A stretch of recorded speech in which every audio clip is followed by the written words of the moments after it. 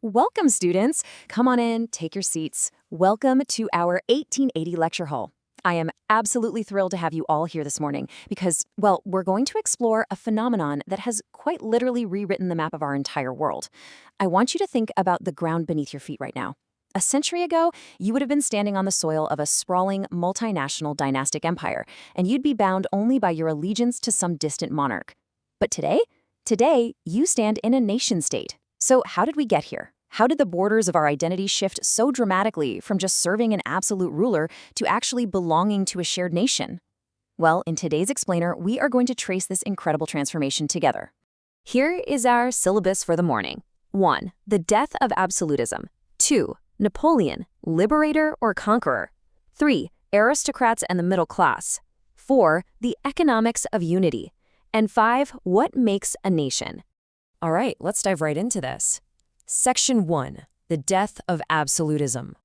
Okay, so to really understand the nation-state, we first have to understand the world that it violently replaced. We're traveling back to the late 18th century to look at the dramatic shift from being mere subjects of an empire to becoming empowered citizens of a nation. Just observe the stark contrast here. Back in 1789, under an absolute monarchy, you had a government that exercised centralized power with absolutely zero restraints. You weren't a citizen, you were a subject. The territory belonged entirely to the crown. But then, the French Revolution happens, and it shatters this reality. It introduces this radical new concept of the nation-state. Suddenly, sovereignty was transferred from the monarchy to a body of citizens. The revolution popularized these incredible ideas like la patrie, the fatherland, and le citoyen, the citizen. It emphasized a united community that enjoyed equal rights under a constitution. So it wasn't just a change in leadership. Actually, scratch that. It was an entirely new shared identity where the people finally had sovereign control over their own territory. Now, you have to see how this revolutionary idea completely captured the imagination of the era. Take a look at this print by the French artist Frédéric Soriot.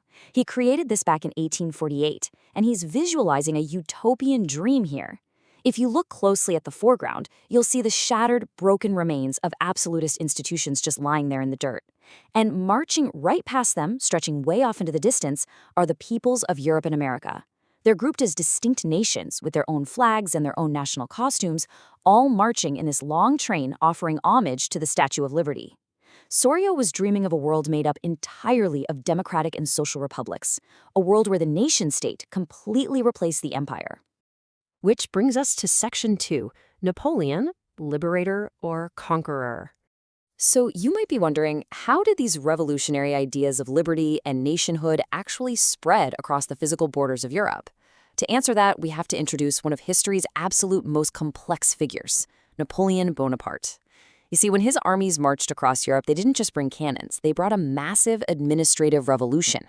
He instituted the Civil Code of 1804, which you probably know as the Napoleonic Code, and this brilliantly illustrates how he wiped away the old feudal order. The code abolished all privileges based on birth, it established equality before the law, and it rigorously secured the right to property. In the regions under French control, places like the Dutch Republic, Switzerland, Italy, and Germany, Napoleon simplified administrative divisions, abolished the feudal system, and literally freed peasants from serfdom and manorial dues. He took a chaotic medieval system and replaced it with something highly rational and efficient. But, as you can imagine, the lived experience of the everyday civilians was a massive whiplash. Initially, in places like Holland and Switzerland, and cities like Milan and Warsaw, the French armies were actually cheered in the streets. People welcomed them as harbingers of liberty who were finally tearing down those oppressive old regimes. But that initial enthusiasm very rapidly soured into deep, deep hostility. Why? Well, the people pretty quickly realized that administrative efficiency definitely did not equal political freedom. The harsh realities of imperial control started setting in. We're talking increased taxation to fund French wars, strict censorship of the press, and the absolutely dreaded forced conscription of local men into the French armies. So these so-called liberators, as it turns out, ended up being rather burdensome conquerors.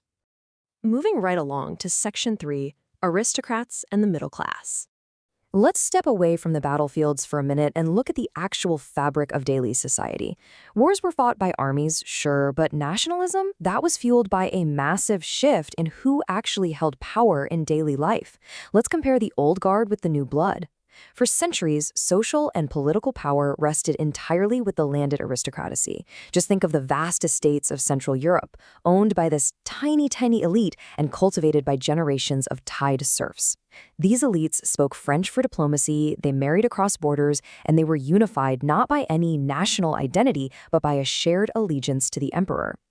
But then, industrialization begins to sweep across the continent, and in its wake, an entirely new social group emerges, the middle class. We're talking industrialists, businessmen, professionals. Their entire existence wasn't based on inherited land, it was based on commercial production for the market. And it was exactly here, right among these educated, liberal middle classes, that the ideas of national unity and the abolition of aristocratic privileges truly caught fire. Now for Section 4, the economics of unity.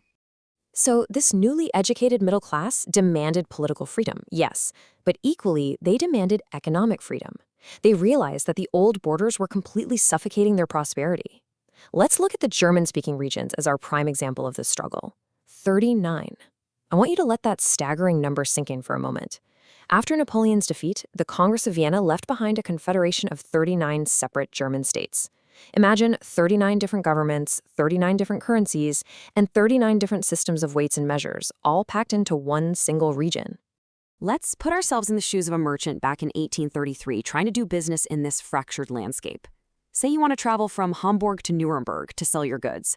On that single, relatively short journey, you would have to stop at 11 different customs barriers. And at every single one, you had to pay a customs duty of about 5%. But wait, it gets worse. Duties were levied according to the weight or measurement of the goods, but every single region had its own system.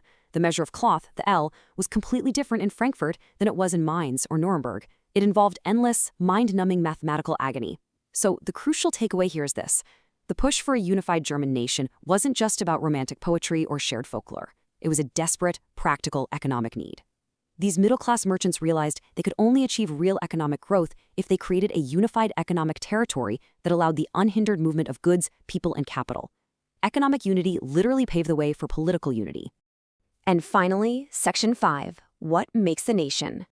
This brings us to the philosophical climax of our morning session. We've seen the death of kings, we've seen the march of armies, and the ledgers of merchants. But stripped of all that, we really have to ask, what actually makes a nation? What is the soul of this concept? I ask you, my students, what binds you to the person sitting next to you right now? If we look at the common assumptions of the era, many argued that a nation is simply a group of people who share the same language. Or perhaps it's defined by a shared race, a shared religion, or simply living within the same geographical territory. But are those factors really enough? Think about it. If you have different religions but share a territory, are you not a nation? To answer this, let's look at a brilliant lecture delivered at the University of Sorbonne just a couple of years ago in 1882 by the French philosopher Ernst Renan. He heavily criticized all those traditional misconceptions. He argued that a nation is not merely a linguistic or territorial accident. He said, and I quote, "A nation is the culmination of a long past of endeavors, sacrifice, and devotion, to have common glories in the past, to have a common will in the present, to have performed great deeds together. Its existence is a daily plebiscite. A daily plebiscite, a daily vote." Renan is telling us that a nation is a living, breathing solidarity. It's built on the shared sacrifices of the past, yes, absolutely, but more importantly, it requires the active, conscious desire of its people to continue living together and striving together in the present. It is a choice, made every single day. As you gather your notes and prepare to leave this lecture hall, walking out into this rapidly changing world of 1880, I want to leave you with a lingering thought. We've seen how administrative borders can be drawn by the sword of Napoleon, and how economic borders can be erased by the ledgers of the middle class. But the true border of a nation? That lies in the minds of its people. So ask yourselves, does a nation truly require a long mythological shared past to survive? Or is it enough to simply possess a fierce, unbreakable, shared will for the future? Class dismissed.